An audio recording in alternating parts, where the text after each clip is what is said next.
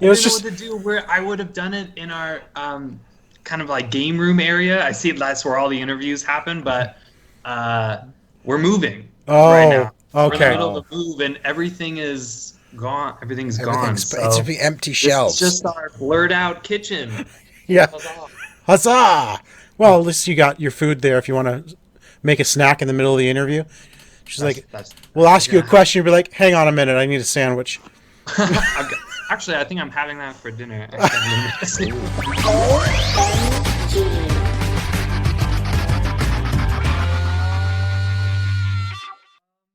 No, I'm just excited. This is Awesome. fun. This is my first Kickstarter. This I'm trying to, or this is my team and I, and just trying to do the best I can. So this is fun for me. Awesome. Well, Nick, welcome to Kicking Tables then. Let's Thank talk you. about your first Kickstarter, Champions Rise. Uh, Yes. Tell us about this game. What is it? All right, Champions Rise. It's a game where you have cooperative, teamwork. It's light deck building. You have a champion with a small deck size, 15 cards. You don't really change anything about each specific deck. You just mesh. That's like the best part. So you have a champion deck, you have a specialty deck. So specialty deck is something that the champion has trained in or like specializes in. And you combine the champion cards with the specialty cards to create your playable deck. Each player does that to create kind of the champs that will fight. You fight against a villain in a battlefield, so it's very similar to Sentinels of the Multiverse. This is where this was Okay. really inspired from. My friends and I, we have literally over 400 hours on Sentinels. Wow. Love the game, absolutely love the game. By like the 400th hour, it got a little stale. We found a lot of things that felt clunky with it, and we're like, you know what? We love this game.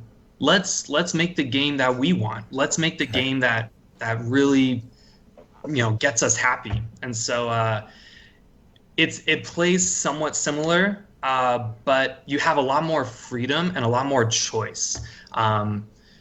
Yeah, I don't know. We love this game. Like we've played Champions Rise for over 120 hours now, and like no game has been like another game. It's been so much fun. Well, Yeah, I'd give say us a I'd say brief overview of the gameplay itself. How do you play through it? sure, sure. So it starts with the battlefield turn. The battlefield turn, the villain will draw and the first player will draw. So all right, like already there's more threat. There's more mystery. There's Okay. the battlefield is going to be affecting doubly, right? The villain and the first player. And then it goes to the champion's turn, starting with the first player and going to the left. It basically starts with any start of turn effects, but on the first round, you're pretty much just going to have a side action. So in our game, champions turns will kind of start with side actions. You can take one. That gets you like energy, health, damage, just kind of like basic stuff. Sometimes you can proc special or unique side actions Okay.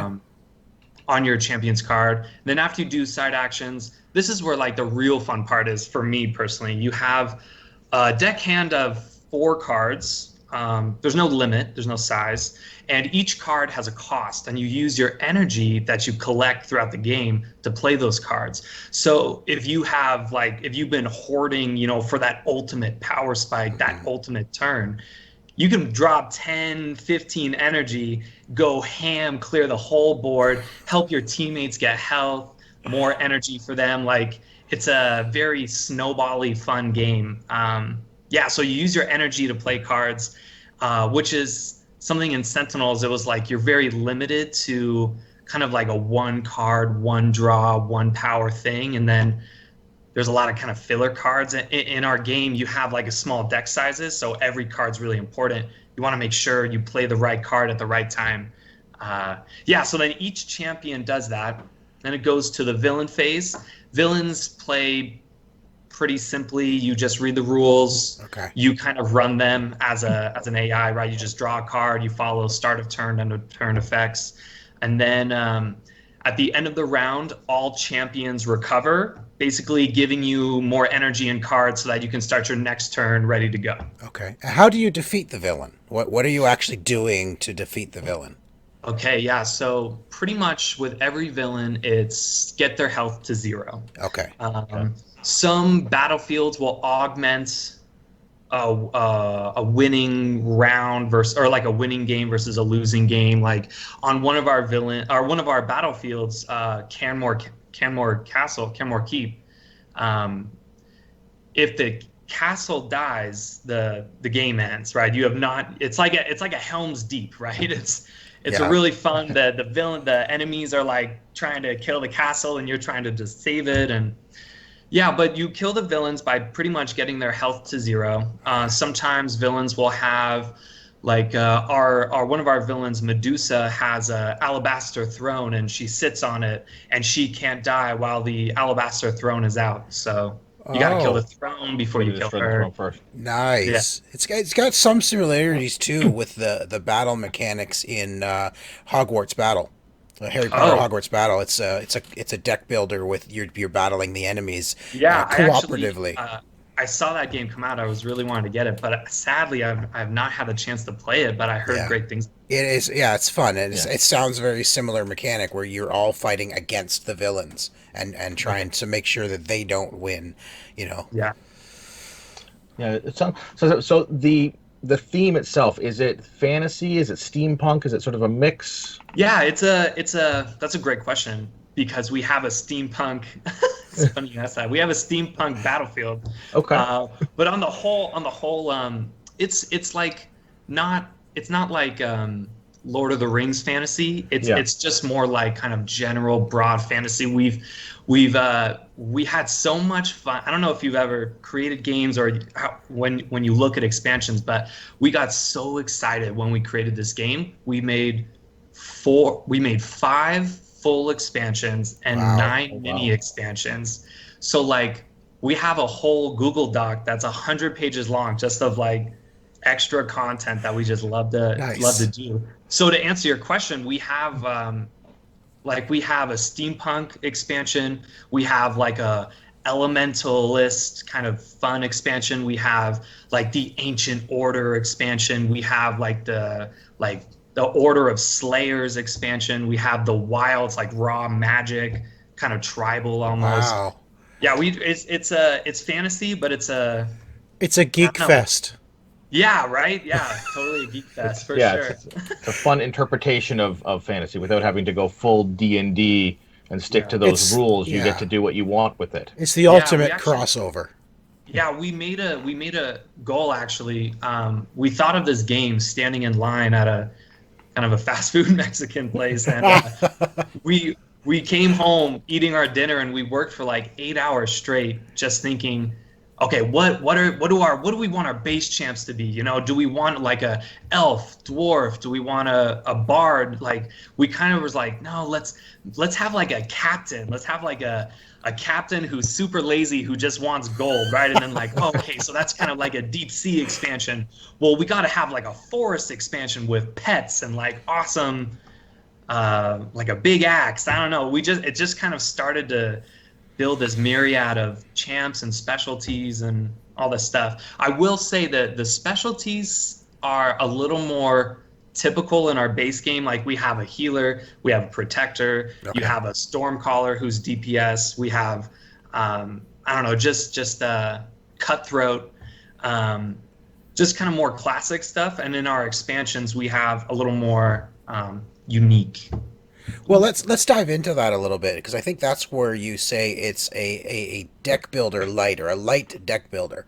Right. Can you expand on what you mean by that, by light deck building? Sure. So personally, I am not a super heavy gamer. I can play it, but I have to have friends kind of help me out with it.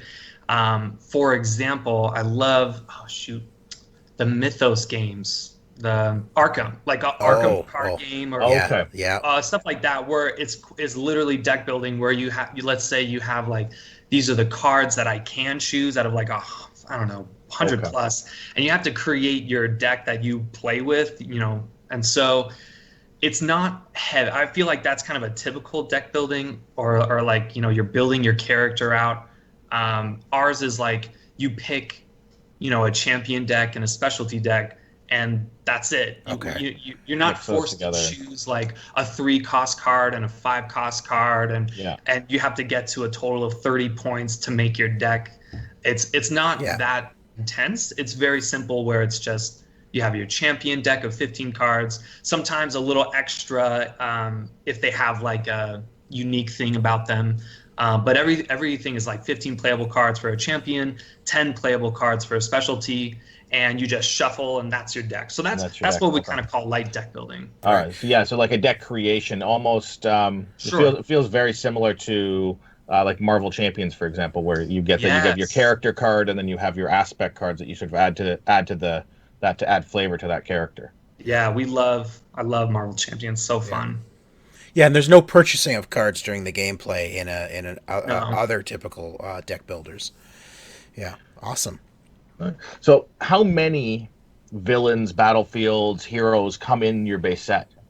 Yeah, so it comes with 6. Yeah, so a base game, or like base game is 6 champs, 6 specialties, 4 battlefields, and 4 villains. Okay. Okay, so that's what's going to come in like the sort of like the core Yeah, the pledge. core base game, and with that, your variations of playability are like over 1,000. Like, well, I think I calculated it once. It was like over 10,000, just because each champion and specialty combination is already so high, and then you add on like different battlefields and different villains. So the playability is really, really high, which we kind of lacked from the game we were inspired from. Yeah, and then we have a lot of really fun stretch goals and social goals that we're really hoping to hit. We This really came out of love. Like we love this game so much. We're like, oh, We can we tell. want to make our own champion. Like I want to make my version of like what Nick would want, and like our other creators and like people who work on the project, Mandy and Tyler, our artist, and Anthony, the other game creator, we're like, we want to create our own champs and like play those champs. And so I have this kind of like cool Dark Knight esque like medieval guy who's like, he's a bad good guy, if that makes Okay. sense. And so he's rocking like bloody stained armor, first to the battlefield. He's got like dual weapons. Wait, He a rides dark on a horse. a dark knight who's a bad man?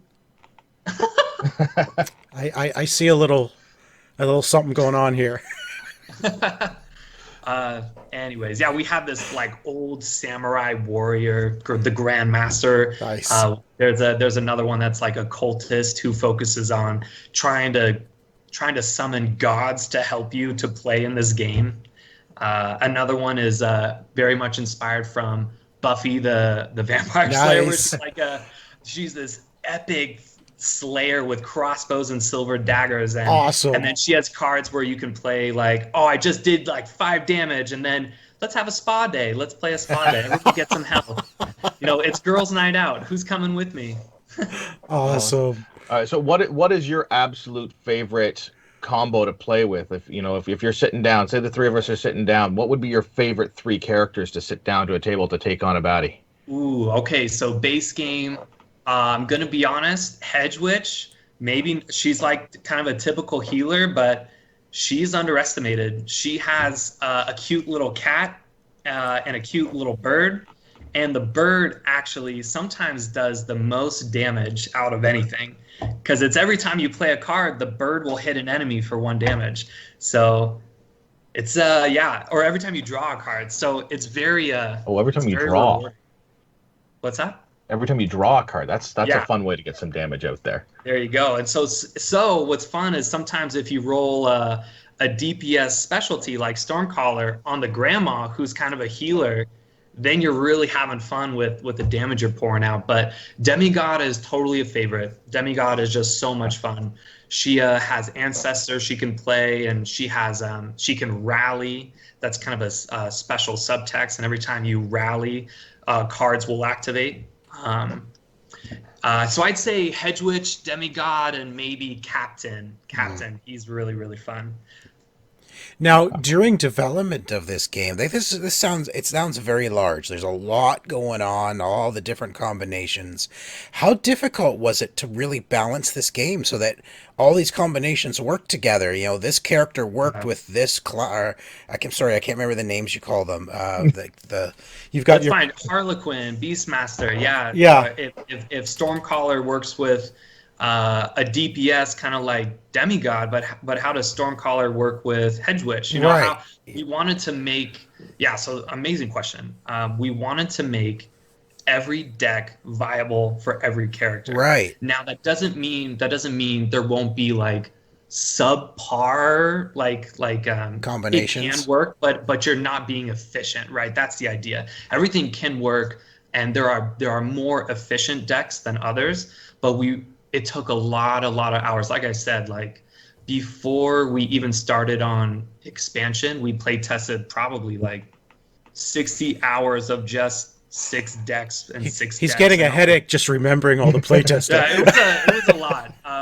So it's funny, we wrote down by hand every deck when we first started, and we were so excited to play it.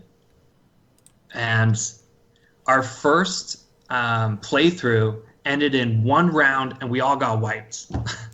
Oh. And then the second round, we're like, okay. So then we changed some of the villain stuff. We changed some of the battlefield stuff. All right, let's play. And then in 2 rounds, we all won, like super hard.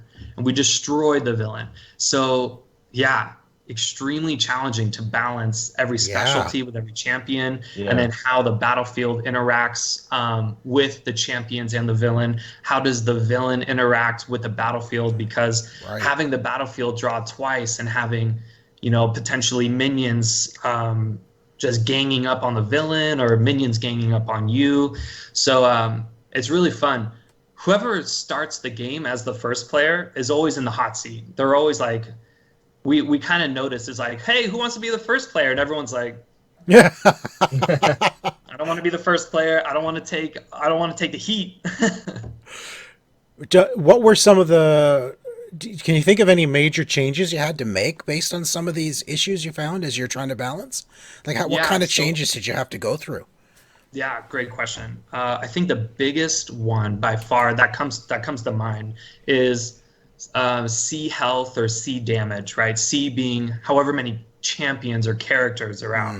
So before we had strict like set health numbers, and in let's say in a 3-player game, a villain maybe had, or like a villain set health was 50 health points, and so or hit points, and so with 3 champions, it's hard, it's manageable, but like it feels like a good game. And then when we like brought in more friends to play with, and it was 5 champions versus a 50 health villain, it's like it wasn't really a challenge. It didn't really feel enjoyable. There wasn't any heightened sensation. It wasn't scaled right. It was a cakewalk. Yeah. So scaling where we had C health meant in a 2-player game, 50 health actually now turned into like maybe 30 plus 5 or 30 plus 10. So it was way more manageable for a lower game. And then if you have a 5 game, your villain now has like 100 health. Good luck. You know what I mean? Okay. And then the yin yang part of that was C damage. So the villain now doesn't just do, 2 damage and like, oh, a tank can take that no problem. It's like, well, actually now the villain's going to do 6 damage because it's a 5-player game, right? So that C health and C damage really helps scale the game to a really comfortable place where with every single, adding a player felt fun, felt really enjoyable. Awesome. More of a challenge, yeah. So you mentioned you have hundreds of pages of expansions and stuff. How many of those expansions are going to be available during your campaign? Yeah. And how are they released? Is it like single character packs? Is it story based, or how are you doing that? It's a good question. So our full expansions, just to answer that really quick, our full expansions have 4 champs, 4 specialties, 2 battlefields, and 2 villains. So 4, 4, 2, and 2 is a good way to think about it. And then our minis have 2, 2, 1, and 1. Okay. Respectively for champs, specialties, battlefields, and villains, right? So a lot of really fun content for our Kickstarter launch. We are kind of providing one of each, like an extra champ, and okay, it's kind of complicated, so I'll try to be clear. For our stretch goals specifically, we have an extra champ, an extra specialty, an extra battlefield, and an extra villain. Okay. And then we're hoping to, if we reach our biggest stretch goal, we're going to give a full expansion out. Wow. And that's going to be voted by the people who the support. backers. Yes. Yeah, the backers. And so the three options are Elementalist, the Wilds, and Space. Yeah. Space expansion. See, I was gonna go Elementalist for sure, but then you had to throw Space at me. Honestly, Like, come on. So we were really debating whether to even throw Space in because it's so good. Our Space expansion is one of our favorite ones to play with, and we're like, do they deserve it? Do they deserve this epic expansion? And I was like, of course they do. Wow. They're backing it. Of course they do. Yeah. So those are just our stretch goals. Our social goals, we have 2 kind of releases per form of social media. So if we get, I don't know if these are the numbers, but for example, let's say like 50 followers on Facebook gets you a free like a new specialty, and then 100 followers on Facebook gets us a new champ. And our social goals are all of the creators. So it's the creator champ and a creator specialty that kind of works well with that champ. So all in all, that's 4 champs and 4 specialties through social goals. That's one of each of the stretch goals, and then on top of a full expansion for that big final stretch goal. Lots of content available is what you're saying. Yes. Yeah, lots of content. The expansions, can they be played like individually? Like if you just bought an expansion down the road, can you just play that? Like do they require the base game to play, or can you just? So yeah, down the road's a great question. We want to be whipping out expansions and putting it out there. We're not necessarily. I'm not really sure. We're not really planning on releasing a lot of the tokens with expansion stuff. Okay. So the expansions gets you cards, gets you, just gets you cards pretty much. You can run our game without tokens. It's just we have them, in our base game. It's easy to help. We have a lot of we do have a lot of tokens in our base game to help you do the accounting, right? Accounting was something we knew would be tricky because it's, like Sentinels, like other games where, and even Marvel Champions, where you have to keep track of health. Oh yeah. You have to keep track of, what side of the card you're on. Even we have health tokens. We have extra side actions. So as you start to get stronger as a champion, you kind of start to get more side actions, and that really helps you get even stronger. So it kind of gets confusing if we didn't have those tokens. Like, wait, what do I have again? Right. I had a free attack, and then I had a free health, and wait, who gave me what? So we have tokens and a personal player board so that you can keep track of your own champion, which is really, really helpful, I think. So you definitely want the base game. Yeah, the base game does help. It has the board, it has the tokens. Yeah, for sure. Our expansions, like I said before, gives you that more content just to add, just to put in. Awesome. Well, the Kickstarter starts on the 17th of March, coming up very, very quickly. Yes. It sounds like you have made a very passionate game, a game that, like you said, it rose out of Sentinels of the Multiverse, out of your passion for that game, and now you've made the game you have always wanted to play. Exactly. Yeah. And congratulations on that. Good luck with your campaign, Nick. It sounds awesome. I can't wait. I hope it gets funded for you. And thank you so much for joining us to tell us all about it. Thank you, man. Thank you so much for having me. Thank you. You're very welcome. Thanks for watching, guys. I'm Nick Bloxsom-Carter, co-creator of Champions Rise. Please visit our social media stuff and our website, championsrisegame.com. Support us on Kickstarter. We really need it. And please subscribe to OMG Nexus right below me. They're awesome.